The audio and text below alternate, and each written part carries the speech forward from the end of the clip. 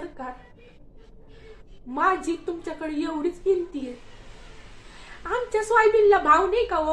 हा, सांगा ना सरकार.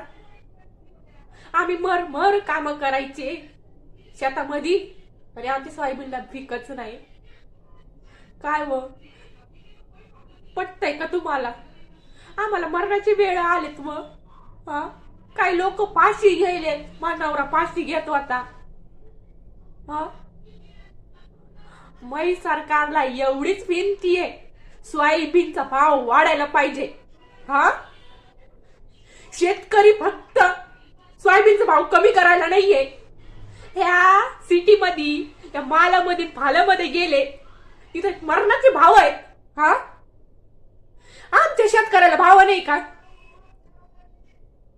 सांगा बर का तुम्ही. हा, आमच्या शेतकऱ्याला भावच नाही, काहीच भाव नाही.